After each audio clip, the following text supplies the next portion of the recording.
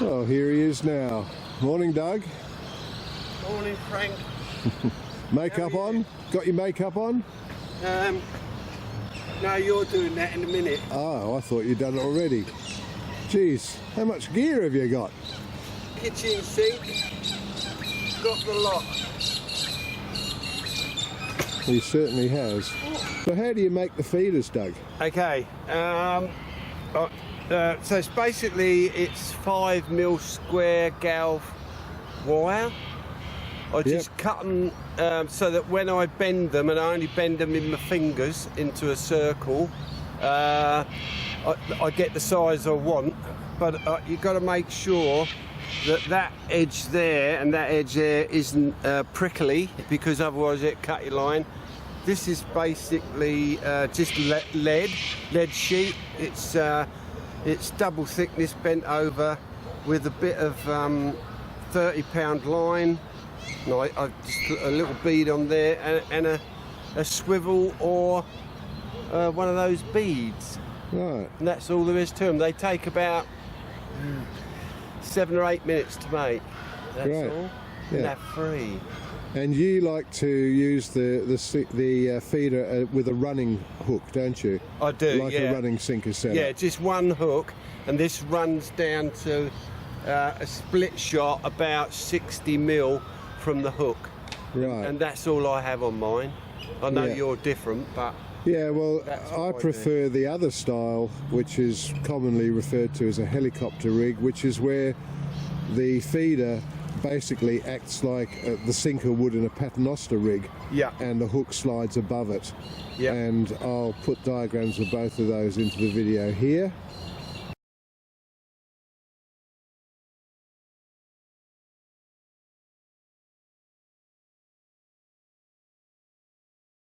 So with mine, right, I'm going to put a couple of Dinsmore shot. If people aren't familiar with that, you can get them from Mo Tackle online. Now they're reusable, aren't they? They are. They're not like the Australian ones where, you know, you virtually got to cut them off. These are reusable. So what, they got tungsten or something in them, haven't they? No, they're softer lead. Softer lead, okay. Yeah, and they've got a little, they've got a V split in them instead of a square split, so they grip better. Does your dentist love you, Doug? I've got one funny tooth that's not mine. I can't do it on. I have to do it on the other one. So I go about that far from the hook. When I'm fishing with a feeder, I tend to use 8-pound line, right, or 10-pound line. 8 pounds my preference. You get more bites, but you get risk of being broken up, but I'd rather take that risk. So, hooks. I like Gamakatsu Octoplus hooks. And if I'm using a feeder, I'll either use an 8 or a 6. Today, I'm going to use a Korean hook called a Senshi, and these are excellent. I've only just discovered these. These are brilliant hooks. So here's the feeder with the shot in place. So basically, when the fish runs with the bait, what happens, Doug? The feeder stays static on the floor. This line here runs, and it either activates my rod tip if I'm fishing that way, or my bite alarm.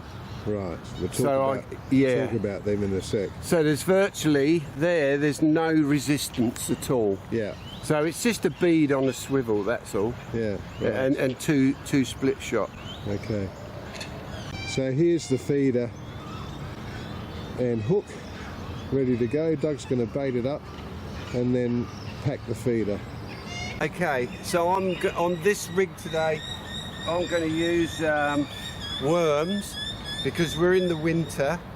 There's lots of different sort of worms you can get.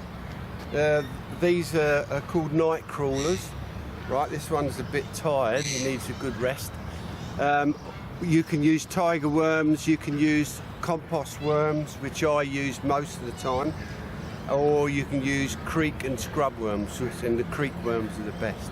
So I'm going to put that on, but what I'm going to do, I'm not just going to hook it like that.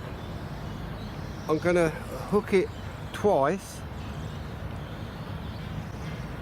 so it don't come off, but I'm going to nip the top off. So that's going to release all its juices, hopefully. Yes.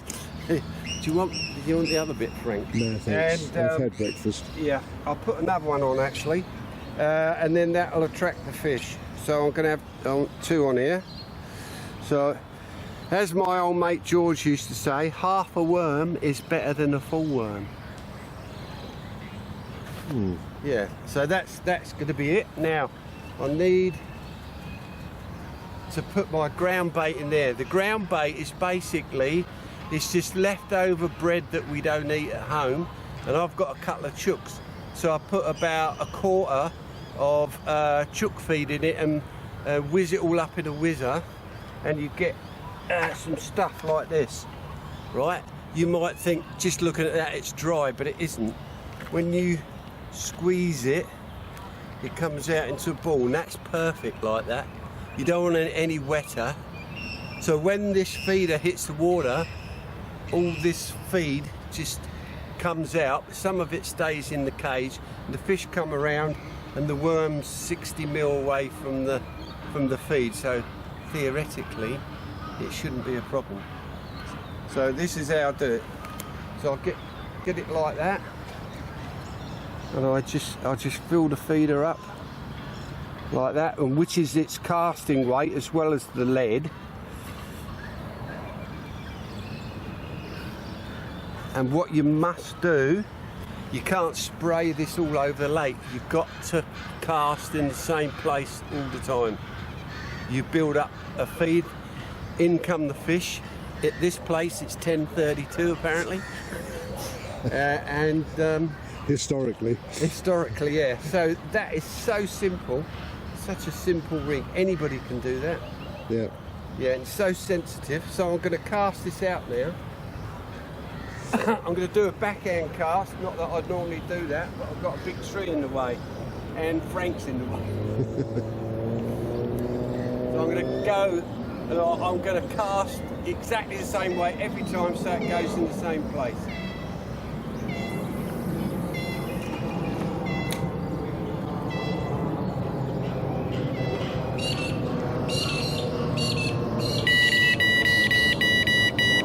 There's the bail arm going nuts. To keep the tension on, I've got this little gadget here. It's just called a bobbin. You can make it out of a cork, a bit of wire and a peg.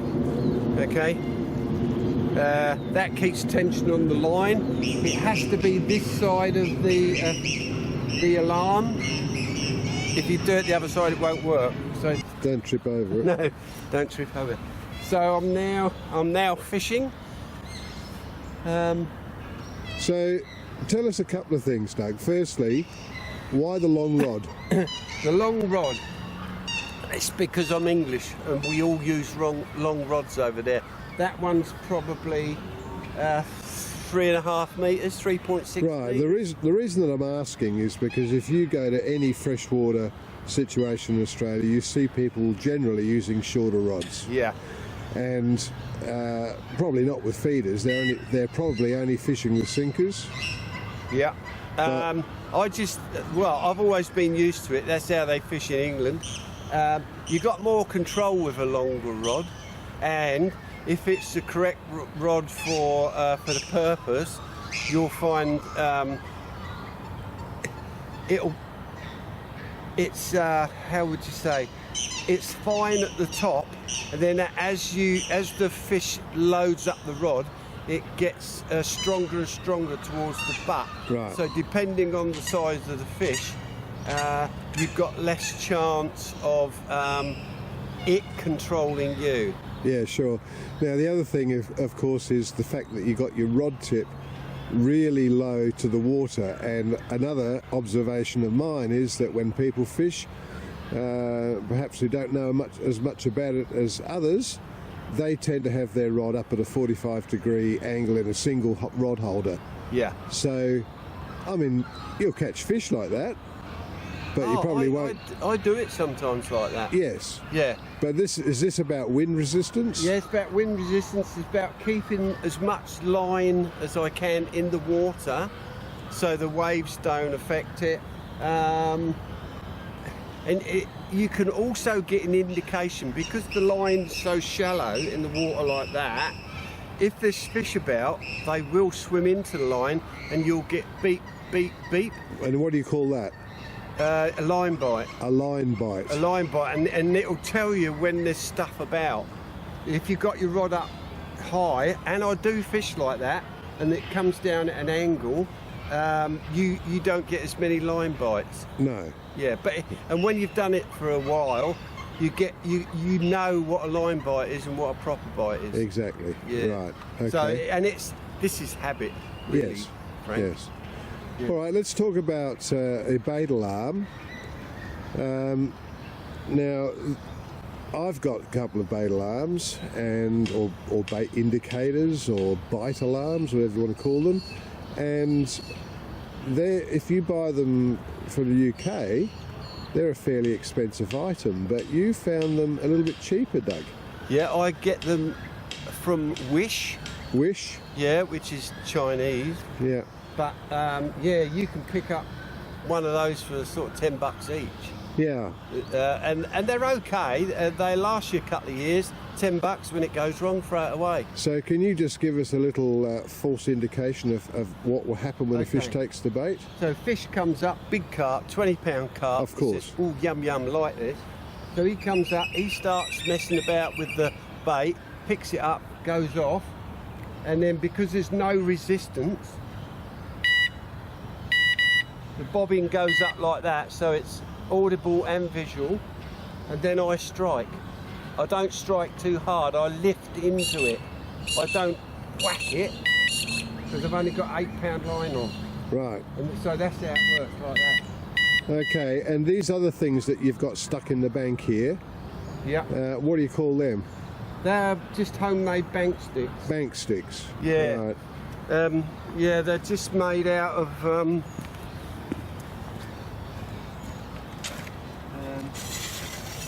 it's just aluminium tube from Bunnings with a little spade put on the end, and then I've got the thread here. It's 3/8 BSF thread, which is the same thread for all these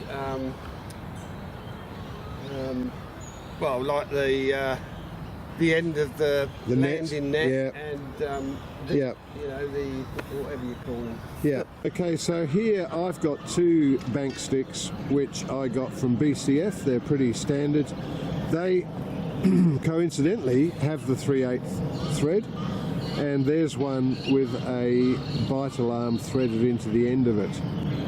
So if you buy your bite alarms, whether you buy them from a UK store or whether you buy them from a Chinese supplier like Wish or Temu or AliExpress, they will fit into the bank sticks.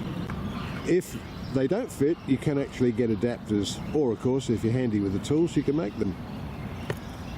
So bank sticks, and these are adjustable. You can see the little clip there to extend. These go out to about 60 centimeters. And you can buy shorter ones as well. And one of the key things I think about bank sticks, and Doug's got it set up here with his rear stick, is it keeps your reel out of the dirt. And a lot of people don't think about that. And when you stick your bank stick in and just don't have anything supporting the reel's down in the muck. It doesn't do them any good. So bank sticks or rod rests, there's a shorter one as well. I use the shorter one at the rear to keep the reel up and clean, and again adjustable. You can buy them in a whole range of different lengths. Is that a catapult, Doug? Yeah, it's not an illegal one, it's a bait one. Okay, so that's got a funny looking pouch on the end of it. What's that? Yes. So what I'm going to do... You didn't make that out of your old fishing pants, No, I didn't make that one. No. my old knicker elastic. So I'm going to shoot some ground bait out there, berley out there, where I'm fishing to supplement what's going out there. So what you do when you do this, to get the same distance all the time, make your balls of ground bait all the same size. Okay. So this doesn't all. This couldn't go anywhere. How big is that? That's about the size of an apricot. A golf ball. A golf ball. Okay, Yeah. that's probably more descriptive. Not that I play golf, but no. yeah, it's about that size. So okay. So this could go anywhere. So all right, I'll stand back. Right. So what I'm aiming to do is 3 quick fire successions, so they all go in the same place. Right. Bit short. Doesn't matter.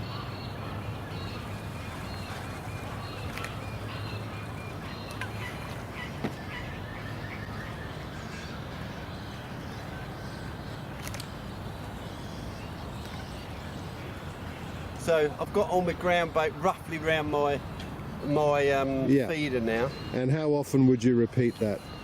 I might give that an hour and do that again. Right, okay. In the winter, little and often. In the summer, especially if you're getting action, keep it up, because that'll keep the fish in where you're fishing.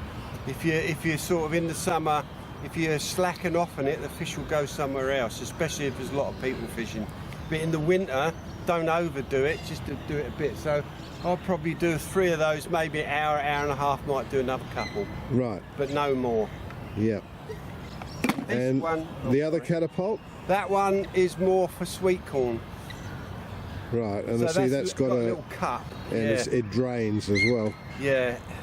So that I use that for sweet corn or maggots. Right. It's a good maggot pouch, that one. Yeah. So yeah. And you know, you often hear the expression, "I'm fishing a swim." What does that mean? I'm trying to demystify some of the language that you'll hear, and if you watch videos from overseas, you always hear people talking about fishing a swim. Well, there's no swimming involved, so what the hell are they talking about? Okay.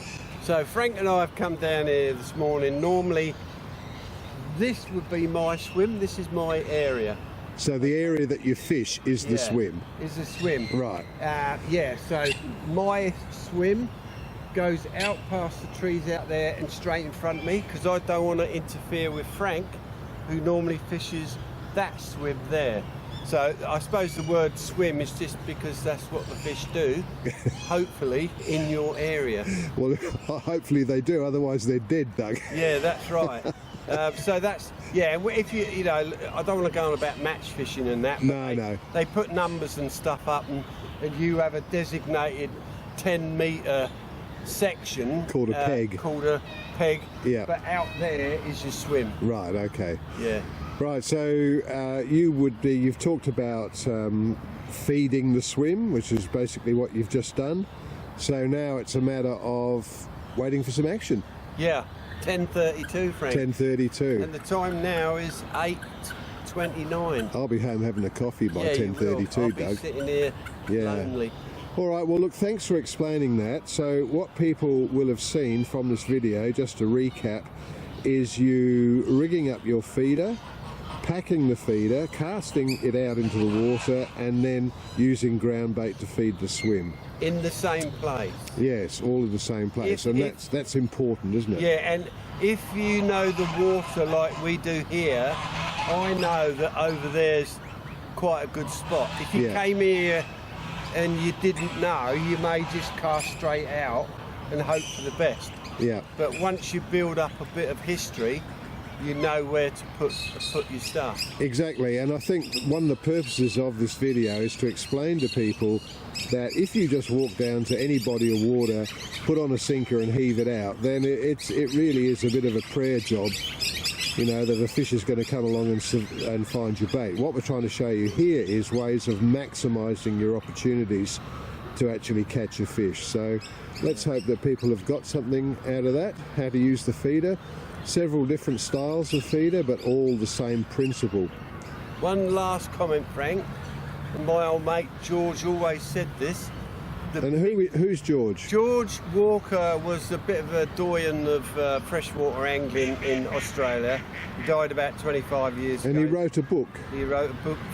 I've actually got a copy of that book, and I will flash a picture of it on here. You can still find it in bookshops, and even though it was written, what, in the 50s and 60s?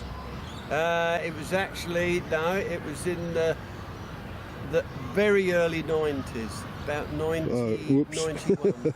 Yeah. Yes, okay. So anyway, a lot of the things that he wrote in that book still hold true today. Yeah. Yes, unfortunately George is no longer with us, but his book is well worth a read if you can get a hold of it and you are interested in the English technique. George used to say, and I've never forgotten this, the biggest fish isn't at the end of the longest cast. Yes, so good point. You don't always have to be right out there. No. I come fishing here with a guy one day, just down here, out from this tree, caught a 10-kilo carp. Yes. Yeah, just out there. Yes, good point. And I'll just put in a little bit of a call out, a shout out for my barbarian rig, because of course with unweighted baits you can't cast them that far. If you get 20 metres you'd be lucky, and I've caught some really big fish using that rig. That's right, yeah. You don't have to lob it out 300 metres, you don't have to do that. So take it easy on the lead, that's the story. Yeah, make sure everything is slides and there's no resistance. Yeah. Alright, well thanks for that, Doug. No worries. Good on you. Now we just need to see you catch a fish. Yeah, well. No, I see you catch way too many fish. There you have it, folks. Try the feeder. And just before we sign off on this section of the video, Doug, tell us about that YouTuber you were talking about. Oh, Fishing with Den. That's the one, Fishing with Den. Yeah, Den's an English guy, and he lives up Sydney way, New South Wales or something. And he makes his own Waggler floats. He makes his own bank sticks. He makes his own feeders, and he's very good at making them. I make them very similarly, yeah, he's clever with what he makes, because you can't buy a lot of the stuff that we use in Australia. No, you can buy it, but if you buy it from the UK, it's expensive. So we all right. make it. Well, what I'll do is I'll just repeat that again. He's a YouTuber. His channel is Fishing with Den. I'll try and put a link in the bottom of the video here so that you can check it out for yourselves, but well worth a look. Thanks, Doug. That's okay. Thanks, Frank.